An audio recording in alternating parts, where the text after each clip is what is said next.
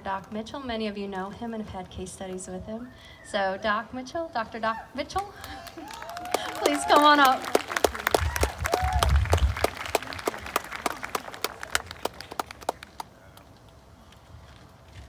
Well, thank you.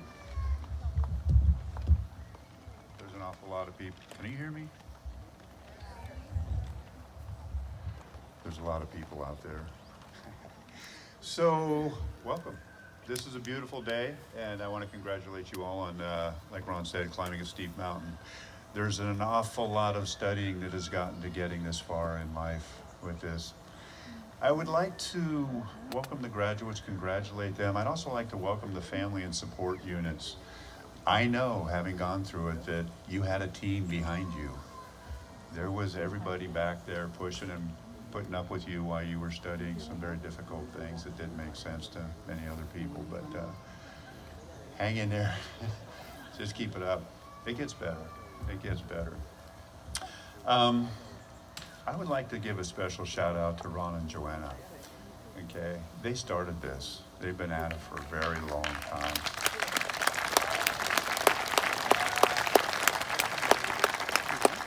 Joanna was my first teacher, and I was actually in class with Ron back in the early 80s, near Stone Age. I know. I started Five Branches in 1986. Yes, 1986. I was the fourth class, the fourth cohort. There's been a development in the academics of Chinese medicine I'd like to review real quickly. The first three classes that graduated from Five Branches had a 2-year program. Halfway through my 2-year education, they changed the rules and it became a 3-year education.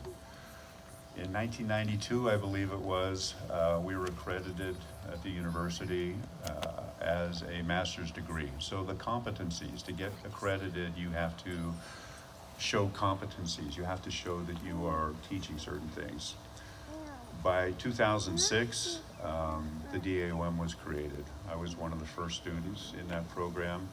In 2014, Five Branches was granted the ability to give a doctoral degree. The difference between a doctoral degree and a master's degree is significant. A doctoral degree turns you into a doctor. A doctor in the English language, the word doctor comes from the Latin word docere. Does anybody know what docere means? It means to teach. Okay? You stepped into a level of educator as well as a technician, as was required in the master's program. You're stepping into a resource community. In my classes, those of you that studied with me, you were writing papers requiring citations. You're building an argument based on the work of others. You're entering an academic world.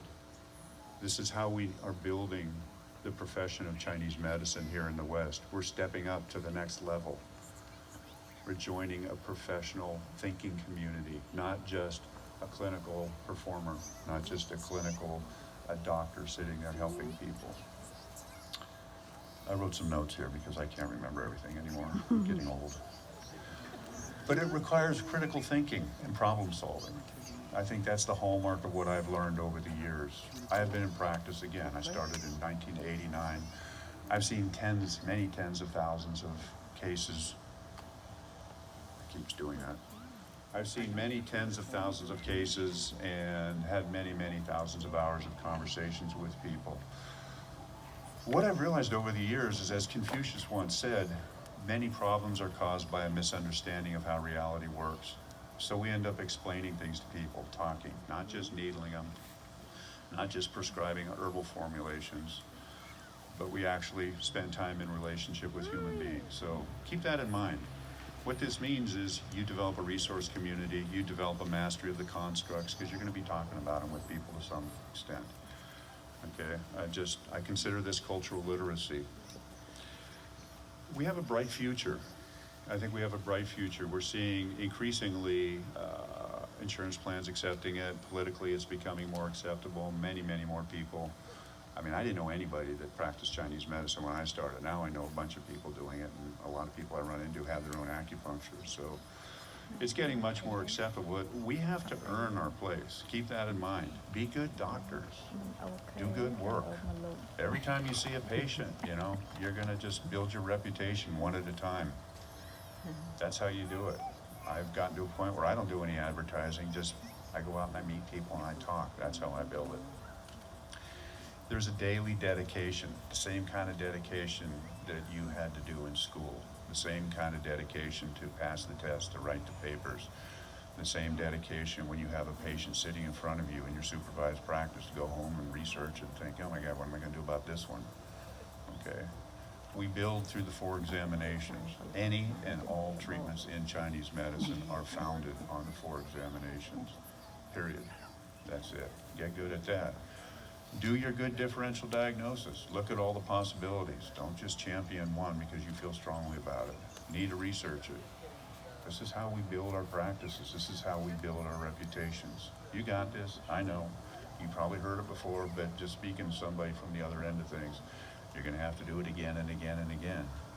That's it. Remember, mastery is mastery of the basics. It's not the special secret techniques. It's nothing more than just being good at the basics and understanding the basics. The way of nature is the unavoidable reality that all humans face. I was sitting here thinking about this area. I grew up in this area, and I mean, this literally used to be a dry lake bed before humans moved into it. And I was looking at these redwood trees. You know these redwood trees right here? You know they grow in 2 places on the planet. One is on the west coast of the United States, and the other is on the east coast of China. That's it. Those are the only 2 places on the planet they live. It's kind of interesting, special, I think. So, by the way, I want to give a shout out to Sandra for finding this place. This is a great location. Yeah. Nature is both processual, its processes, and it's recursive. So any and all activities of nature move towards energy for the next cycle. This is it. We see this in our understanding of yin-yang, the essential binary relationship of life on Earth. The study of Chinese medicine is swimming in the Chinese historical the Chinese historical look at how life works. They're not that culture. When you read back through the history, again, I teach a history and philosophy class, but the main concern was how life works and how to have a productive relationship for it. We are actually mentoring our patients in this. When we're looking at the guy with a bad knee who's 60 years old and insisting on running, you know, it's like, you know, how's that working for you, Bob? You know, we need to think about this. We need to think about how life works, be honest about it. The sages of China use the word authentic. It's just the honest and irreducible reality of how things work. This is what you're going to be looking at over and over and over again. It's a deliberate and skillful relationship with these processes. So this comes from the writings in the Shang Dynasty, in the Zhou Dynasty. We hear the writings of Lao Tzu. We have, by the way, I'm going to apologize for my mangling of the Chinese pronunciation here. Lao Tzu, Confucius, Mo Tzu, Liu An in the Huainan Tzu. We see it in the policies of the Han Dynasty. We see it up into the Song Dynasty with the cosmology of Zhou Dunyi, who was the founder of the Neo-Confucian movement and sort of the progenitor of Chinese medicine as we know it today. This is the foundation of how things look. I think we need to honor this. I highly encourage you all to study this stuff to some degree. I'm not going to bore you with the details. I could. I promised I'd keep my speech short. Those of you who've been in class with me know I tend to wander off, but we are problem solvers. Okay. Somebody's saying, yeah, really, I know that. Medicine is more than just treating a problem, okay? When you get into it, I thought it was that when I first started practicing, but 17 years after practicing, I entered the DAOM because I wanted to know more. I wanted to work with the old doctors, the people who had been seeing even more than me. So we keep looking deeper, keep studying. If I could tell you anything that I've learned over the years, keep studying. Build your library. Look into it. Literally, look at the cultural literacy, because our medicine, all the constructs, all the patterns we see. I didn't do that. Is it still on?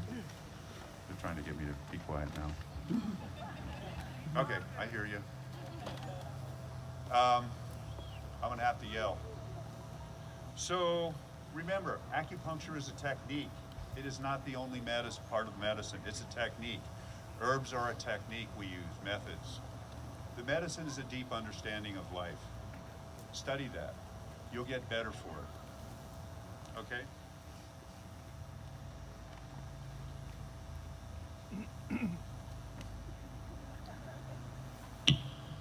She wants me to quit. I'm checking in. No, she's checking in. I know. It's been less than an hour. No. Okay, I'm about done. Listen, y'all, you got it. You're gonna do it. You're gonna rock it. Study. Be disciplined. Keep at it. Don't worry. Take refuge in the teachings you've had. Okay? Thank you.